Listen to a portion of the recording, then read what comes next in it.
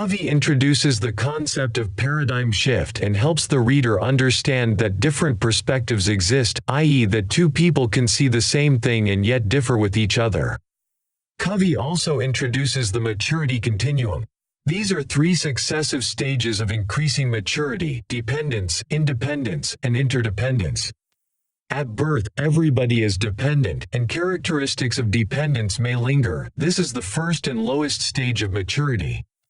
Dependence means you need others to get what you need. All of us began life as an infant, depending on others for nurturing and sustenance. I may be intellectually dependent on other people's thinking. I may be emotionally dependent on other people's affirmation and validation of me. Dependence is the attitude of you take care of me, or you don't come through and I blame you for the result. Independence means you are pretty much free from the external influence and support of others. Independence is the attitude of I. It is the avowed goal of many individuals, and also many social movements, to enthrone independence as the highest level of achievement, but it is not the ultimate goal in effective living. There is a far more mature and more advanced level. The third and highest level in the maturity continuum is interdependence.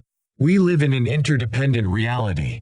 Interdependence is essential for good leaders, good team players, a successful marriage or family life, in organizations. Interdependence is the attitude of we can cooperate, we can be a team, we can combine our talents. Stephen Covey, The 7 Habits of Highly Effective People, 1998. Each of the first 3 habits is intended to help achieve independence. The next 3 habits are intended to help achieve interdependence.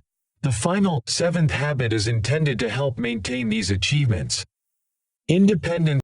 The first 3 habits surround moving from dependence to independence. 1. Be proactive. Take responsibility for your reaction to your experiences. Take the initiative to respond positively and improve the situation. Recognize your circle of influence and circle of concern. Focus your responses and initiates on the center of your influence and constantly work to expand it. Don't sit and wait in a reactive mode, waiting for problems to happen before taking action. 2. Begin with the end in mind. Envision what you want in the future so you can work and plan towards it. Understand how people make decisions in their life. To be effective, you need to act based on principles and constantly review your mission statement. Are you, right now, who you want to be? What do I have to say about myself? How do you want to be remembered? If Habit 1 advises changing your life to act and be proactive, Habit 2 advises that you are the programmer. Grow and stay humble. All things are created twice. Before we act, we should act in our minds first. Before we create something, we measure twice.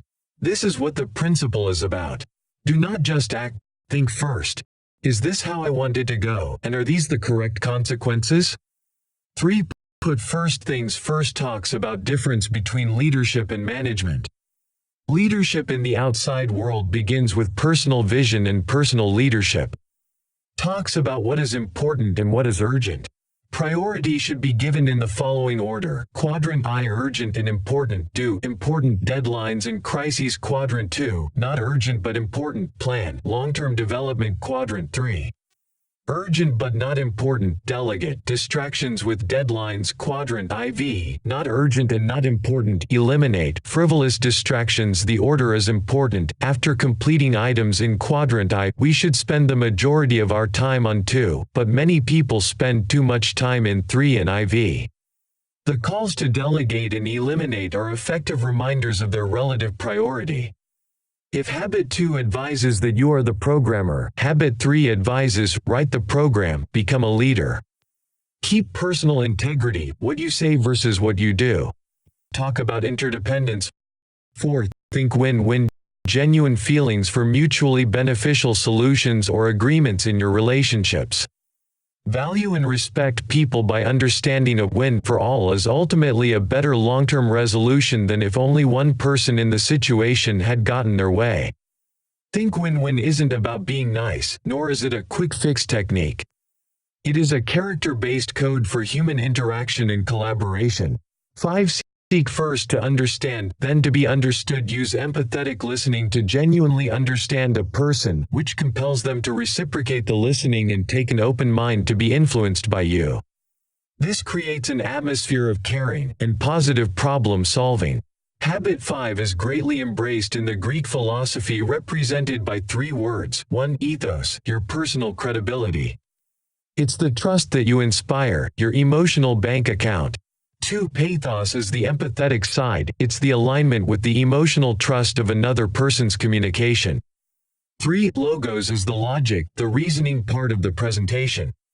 The order is important: ethos, pathos, logos, your character, and your relationships, and then the logic of your presentation.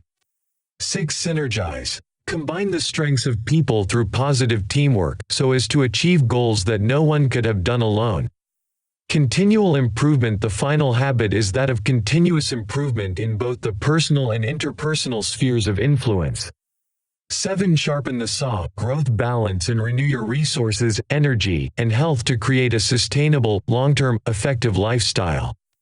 It primarily emphasizes exercise for physical renewal, good prayer, meditation, yoga, etc., and good reading for mental renewal.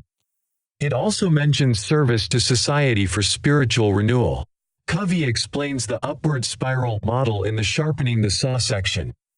Through our conscience, along with meaningful and consistent progress, the spiral will result in growth, change, and constant improvement. In essence, one is always attempting to integrate and master the principles outlined in the 7 habits at progressively higher levels at each iteration. Subsequent development on any habit will render a different experience, and you will learn the principles with a deeper understanding. The upward spiral model consists of 3 parts: learn, commit, do. According to Covey, one must be increasingly educating the conscience in order to grow and develop on the upward spiral. The idea of renewal by education will propel one along the path of personal freedom, security, wisdom, and power.